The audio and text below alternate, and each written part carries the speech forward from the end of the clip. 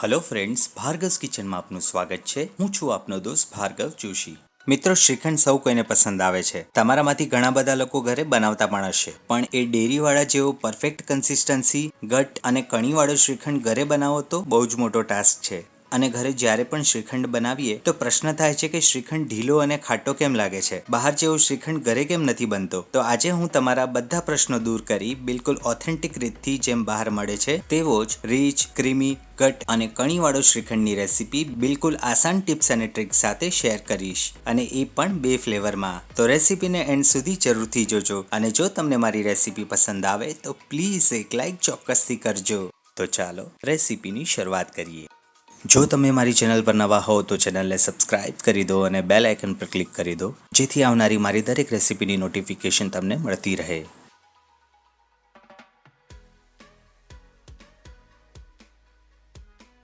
બિલકુલ બહાર જેવો શ્રીખંડ બનાવવા માટે મેં અહીં 1 કિલો દહીંને પહેલેથી જ જમાવીને રાખ્યું છે। એકદમ ઘટ અને મલાઈદાર આવું ઘટ દહીં ઘરે કઈ રીતે જમાવવું, તો એના માટે તમારે મારો દહીં બનાવવાનો વિડીયો ચેકઆઉટ કરવું પડશે। એની લિંક તમને ઉપર આઈ બટન તેમજ ડિસ્ક્રિપ્શન બોક્સમાંથી મળી રહેશે, તો એકવાર જરૂરથી જોજો। હવે એક બોલ પર ચાળણી મૂકી તેના પર પતલું કાપડ પાથરી દઈશું અને તેમાં દહીં ટ્રાન્સફર કરી દઈશું, અને બની શકે તેટલું આમાંથી પાણી કાઢી લઈશું। દહીંમાંથી જેટલું પાણી નીકળે એટલું કાઢી લેવું। હવે કાપડને આપણે બંધ કરી ઉપરથી કોઈ પણ વજનવાળું વાસણ મૂકી દઈશું, જેથી તેમાંથી બધું જ પાણી નીકળી જાય, અને આને 5 થી 6 કલાક સુધી આમાં જ ફ્રીજમાં મૂકી દઈશું। જો બહાર રાખીશું તો દહીં ખાટું થઈ જશે। તો લગભગ 6 કલાક જેવો સમય થઈ ગયો છે, અને દહીંમાંથી ઓલમોસ્ટ બધું જ પાણી નીકળી ગયું છે, અને આ પાણીને ફેંકવાની જરા પણ જરૂર નથી। આ પાણીમાં વે પ્રોટીન હોય છે, એટલે આમાં થોડું દહીં એડ કરીને છાશ પણ બનાવી શકાય છે, અને કઢી બનાવવા માટે પણ તમે આનો ઉપયોગ કરી શકો છો। કપડાને આપણે દહીંથી અલગ કરી દઈશું। તો તમે જોઈ શકો છો દહીંમાંથી બધું જ પાણી નીકળી ગયું છે, અને એકદમ ઘટ ચક્કો બનીને તૈયાર છે। તો મિત્રો, એકદમ ઘટ અને કણીવાળો શ્રીખંડ બનાવવો હોય તો દહીંમાંથી બધું જ પાણી નીકળવું ખૂબ જ જરૂરી છે, અને જો થોડું પણ પાણી રહી ગયું તો બનાવવા જશો શ્રીખંડ અને બની જશે ફ્લેવર્ડ દહીં। હવે તૈયાર કરેલા ચક્કાને એક ચાળણીમાં ટ્રાન્સફર કરી દઈશું। તેમાં આપણે 50 ગ્રામ મિલ્ક પાવડર એડ કરીશું, સાથે જ આપણે 150 ગ્રામ જેટલી દળેલી ખાંડ એડ કરીશું। તો મિત્રો, બહાર જેવો પરફેક્ટ શ્રીખંડ બનાવવા માટે મિલ્ક પાવડર જરૂરથી એડ કરવો, જેનાથી શ્રીખંડ એકદમ ઘટ્ટ અને ક્રીમી બનશે। અને ચમચાની મદદથી મિક્સ કરતા જઈ બરાબર ગાળી લઈશું।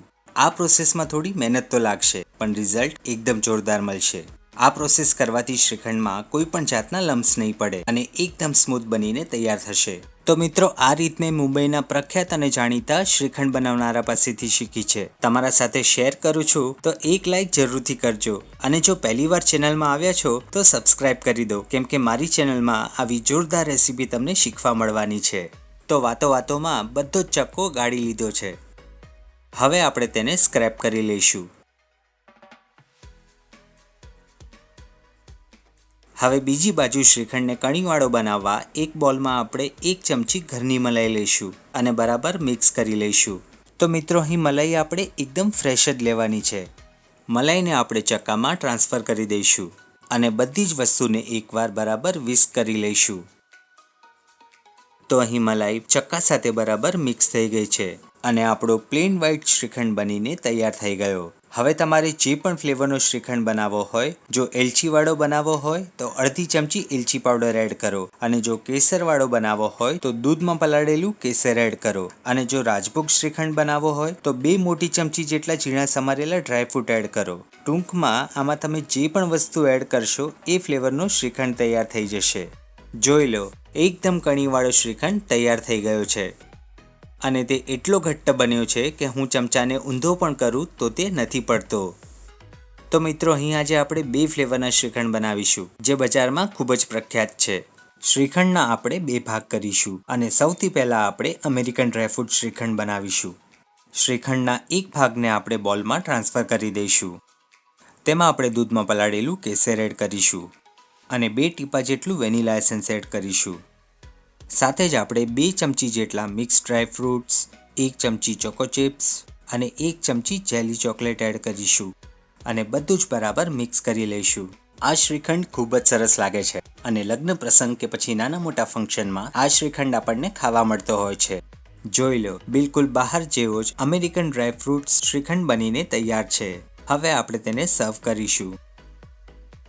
ઉપરથી આપણે થોડા ડ્રાય ફ્રૂટ્સ, થોડી ચોકો ચિપ્સ અને જેલી ચોકલેટથી આપણે તેને ગાર્નિશ કરીશું. હવે આપણે મેંગો શ્રીખંડ બનાવીશું. જેના માટે એક બોલમાં શ્રીખંડનો બીજો ભાગ એડ કરીશું. તેમાં 2 ચમચી મેંગો પલ્પ એડ કરીશું અને બરાબર મિક્સ કરી લઈશું. કેરીની સિઝન ચાલી રહી છે તો આ મેંગો શ્રીખંડ જરૂરથી ટ્રાય કરવા જેવો છે.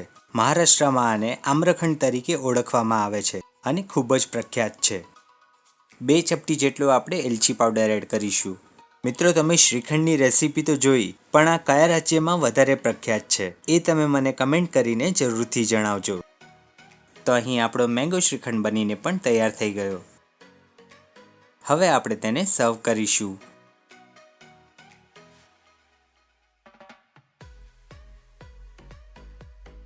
કેસર અને કેરીના ટુકડાથી આપણે તેને ગાર્નિશ કરીશું અને ઉપરથી થોડા પિસ્તાના ટુકડા એડ કરીશું.